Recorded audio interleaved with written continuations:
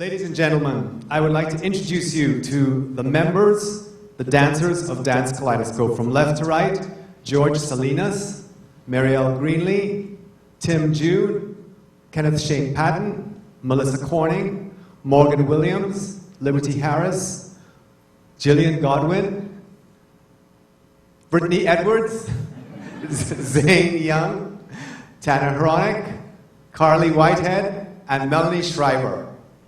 Please be seated, dancers. Thank you. Our musician and percussionist this evening is John Hirsch. Shall we start, please? 6, 7, and 1. Martha Graham was born in 1896 in Pittsburgh, Pennsylvania. She lived there as a child, but then as a teenager, she moved to Santa Barbara, California, where she discovered light and movement, and then enrolled in the Denishawn School of Dance. That's where she started dancing, and that's where this first part of class comes from. It's called the floor work. The Martha Graham technique is taught in dance schools all over the world, because it is a very strengthening technique. It's a technique that allows the body to become very, very strong, very flexible, and very articulate. And 1. That was an opening stretch, and now the dancers are doing what is called the bounces. And the bounces prepares the lower back for a lot of work that is going to happen later on. You can see the dancers are doing a lot of what is called forward flexion of the torso, because that's used in the Martha Graham contraction, which is very, very integral to the Graham technique. The Graham technique is based on 3 concepts. One of them is the contraction and release. The second is the spiral of the body around its own axis. And the third concept is the shift of the weight through space. These bounces are done in 3 positions. Those are the legs wide, and now we have the legs long in front of the body. You can see the dancers are doing these bounces again.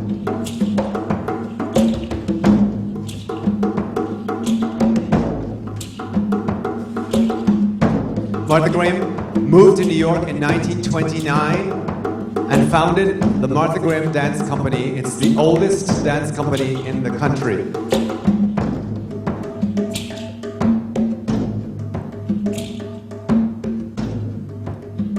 And now the dancers are going to do this exercise called the breathings. And the breathings is based on, of course, the breath.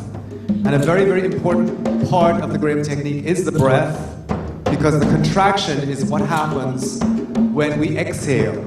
The dancers are now doing what is known as high release, which means the torso is going all the way up to the sky. And it's a way of bringing the universe from the outside into the theater through the use of their bodies. And now the dancers are going to start spiraling around their own axis. These are called the 3s and the 6s, because you can see the beat is now shifted to a 3. The exercise develops in intensity, and arch is added, going up through high release again. These exercises were developed over a very long period of time, with Martha Graham using the members of her company. Now we add an opening of the leg and a use of the back to bring it back in. Here we see a contraction, and then the contraction is going to pull the dancers way down to the floor. Now the legs are worked in opposition to the body. What's wonderful about the Graham technique is that it requires a very, very strong core.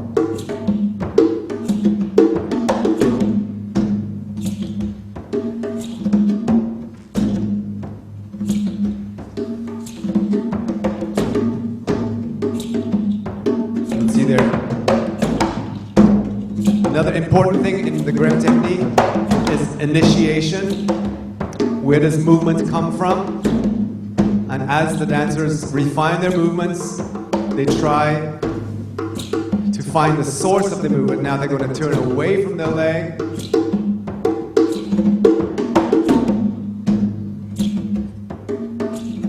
Big arch.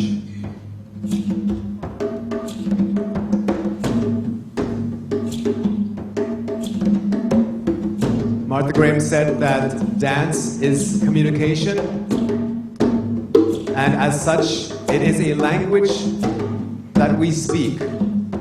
We try to speak the language clearly and passionately and from our heart. She also said that dance is the secret language of the soul, and that it is an externalization of the inner. In other words, we are expressing outside what we feel inside.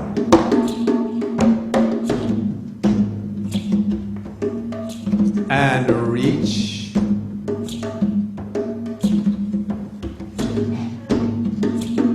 And finish, and open, 2, and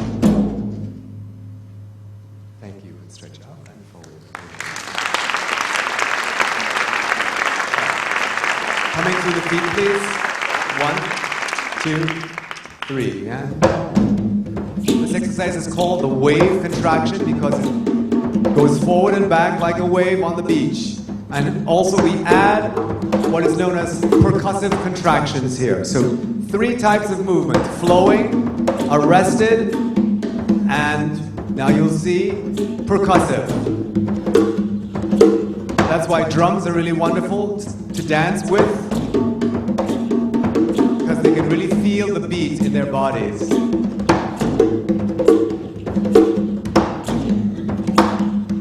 And high lift. Here's the high release position. And up and forward. And in second. 1, 2, 3, and up. And now here's the same exercise done with the legs wide. It's a little bit more difficult. And dancers make mistakes all the time. It's part of class. It's part of the cognitive process, teaching yourself how not to make mistakes.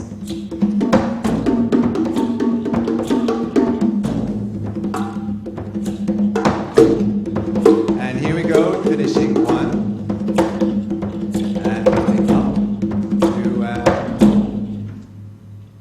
and stretch up and forward with the legs. All right, in parallel, 1, 2. Ready, 2, go.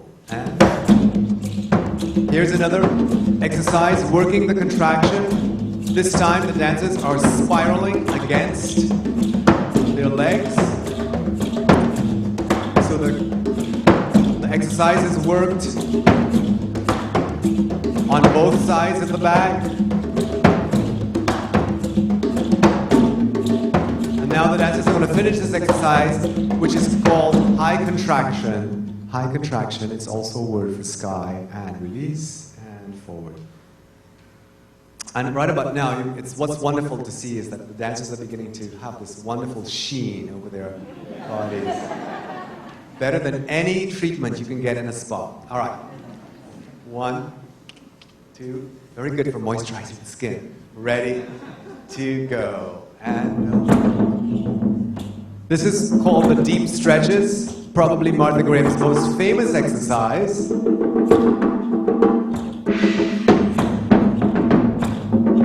And it's done in 2 tempos. The first one is adagio, slow. Use of the arms is very important here, working the lateral muscles of the back. Then faster, a more percussive attack.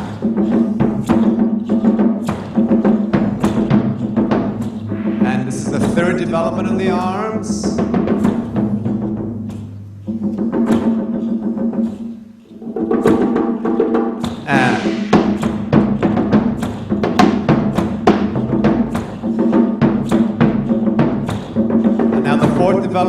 soles of the feet together. The purpose of the floor is to strengthen the body so that when we stand up, we can do all of this stuff on 2 legs or even on 1 leg or in the air. And one more to contract it. Good. And stretch the spine and feet coming forward. 5, 6, ready to go. And away. And now this is called the feet coming forward. And the feet are worked at 90 degrees to the back. It's a very, very difficult exercise, especially for men, because we have tight hamstrings. Don't try this at home.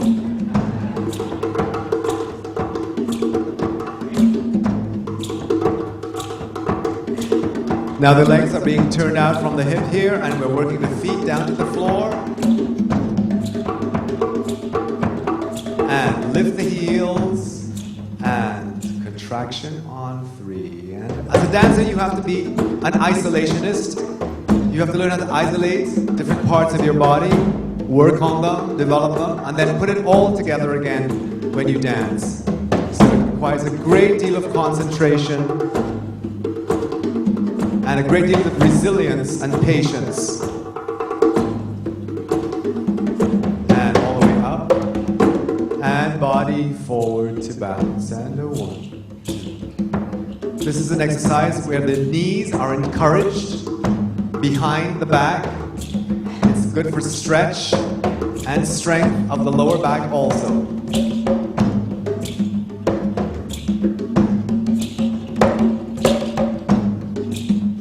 Now the dancers are going to open their legs in second position, and they're going to stretch. Stretching is a very important part of the daily routine of a dancer. It helps to bring air to the muscles. And because when the air comes into the muscles are able to renew themselves in a much better way. I found out the hard way that stretching was a very, very important part of the regime, and now I have a very intense stretching regime every morning myself. That's how I keep myself looking so young. I'd like to read you some words from Martha Graham. This is called I Am a Dancer by Martha Graham. And Jack, if you can keep it down. I am a dancer. I believe that we learn by practice. Whether it means to learn to dance by practicing dancing or to learn to live by practicing living, the principles are the same. In each, it is the performance of a dedicated, precise set of acts, physical or intellectual, from which comes shape of achievement, a sense of one's being, a satisfaction of spirit. One becomes, in some area, an athlete of God. To practice means to perform, in the face of all obstacles, some act of vision, of faith, of desire. Practice is a means of inviting the perfection desire. So the dancers come to class every day to invite that perfection into their bodies. It takes a great deal of strength, it takes a great deal of resilience, and it takes a great deal of faith. You have to believe that you can achieve that perfection, and in striving for that perfection and reaching for it, you ultimately do. You never achieve perfection, of course, but you become the best dancer that you could possibly be in. That's one of the things that Martha Graham said, is that you're not in competition with anyone else, but only with that person, that individual who you can be, the best person that you can be. All right, now we're going to do the long leads. 1, 2, ready to go. This is sort of like the culmination of this part of the exercise. These are called the long leads, and you can see they're going to build in intensity. They're going to add a contraction. The back is turned, spiraled, and arched. We're going to add what's called a strike, a shoulder stand.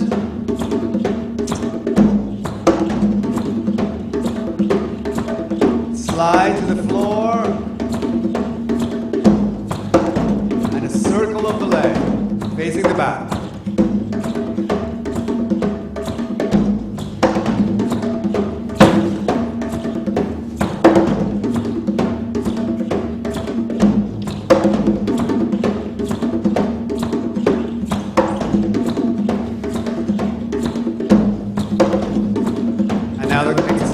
build in intensity as the tempo increases. Body is thrown forward and into high release. Heavy finish.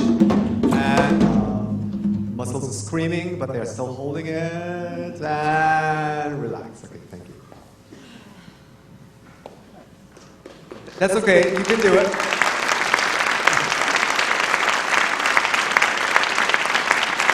All right, fourth position, please.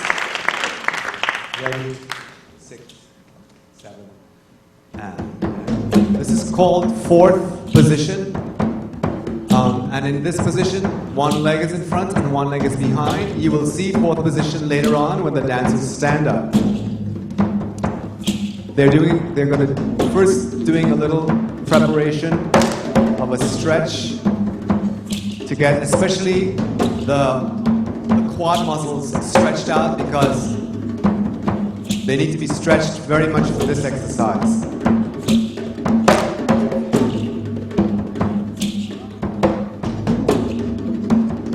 And now the dancers are going to start doing this exercise. It's called turns around the back. Martha Graham was fascinated with the spiral, and the spiral exists in many natural forms, like for instance it exists in shells. See, the dancers are starting the spiral low and going all the way up. This exercise is very much influenced by Kundalini Yoga, the image of a sleeping serpent at the base of the spine being awoken. And now the dancers are going to take it into a combination of movements.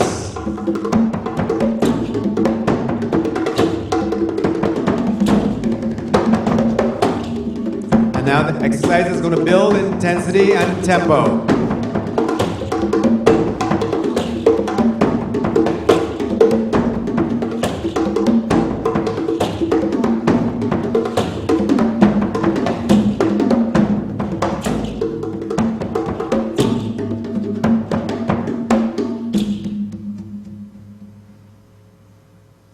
Thank you.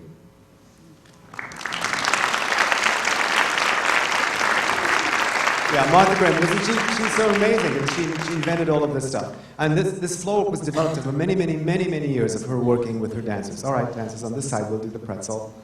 1, 2, 3. This exercise is called the pretzel. It's the last exercise we'll show you on the floor. And the reason why it's called the pretzel is because when you do it, you feel like you're tied up in a lot of knots. But it's a wonderful exercise because it works your back in a very extreme position.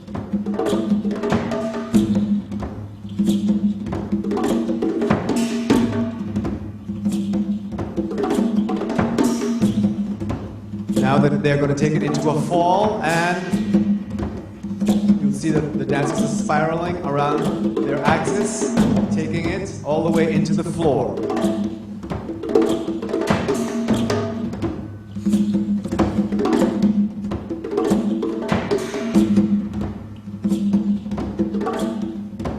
And 1, fall, and release.